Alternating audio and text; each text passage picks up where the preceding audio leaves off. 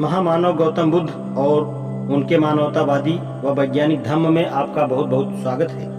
आमगंध नाम का एक ब्राह्मण तपस्वी अपने शिष्यों के साथ हिमालय में रहता था।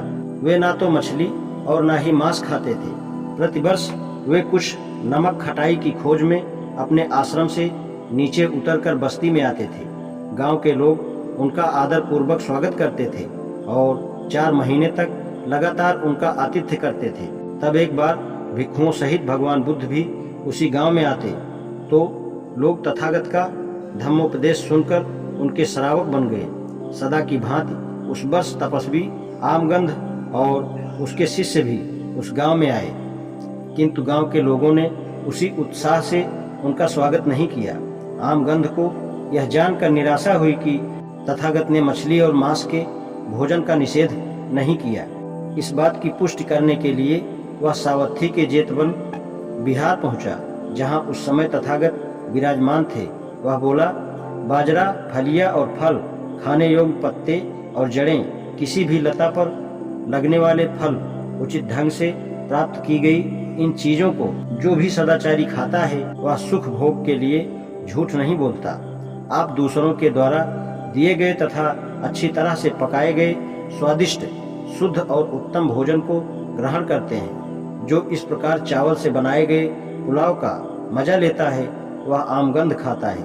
आप पक्षी के मांस के साथ पका हुआ बढ़िया चावल खाते हैं और कहते हैं कि मुझ पर आमगंध का दोष लागू नहीं होता।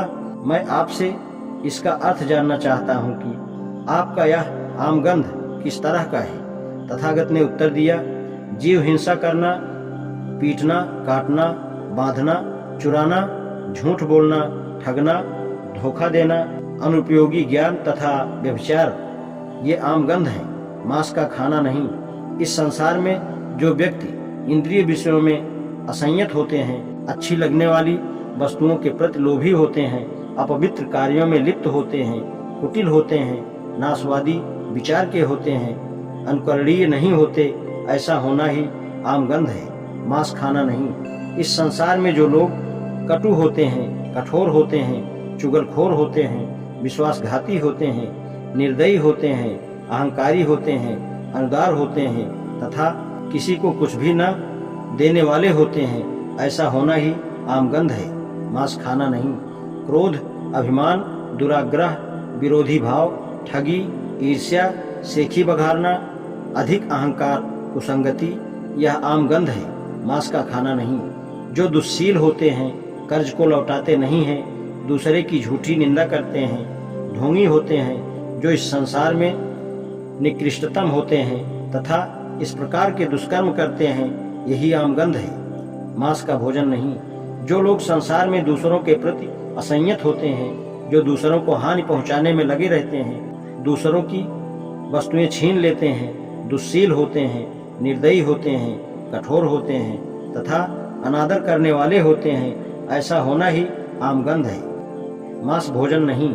जो लोभ या द्वेष के कारण प्राणियों पर आक्रमण करते हैं तथा सदैव कुकर्म करने के लिए तत्पर रहते हैं, वे मरणांतर अंधकार में जाते हैं और सिर के बाल नरक में गिरते हैं, ऐसा होना ही आमगंध है, मांस भोजन नहीं।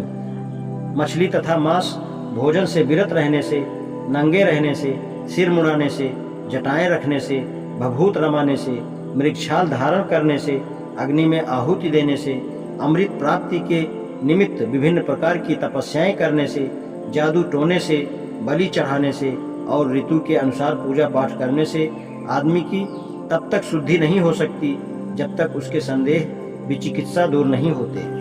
जो संयतेंद्रिय हैं, जागरूक हैं, धम्म में स्थित हैं, जिसे शील पालन और भद्रता में आनंद का अनुभव होता है, जिसने आसक्ति को त्याग दिया है और सभी दुखों को जीत लिया है, वह बुद्धिमान आदमी देखने और सुनने में आसक्त नहीं होता। यह अक्सर कर्म ही है जो आमगंध है, मांस भोजन नहीं। आज इतना ही, शेष कल। धन्यवाद।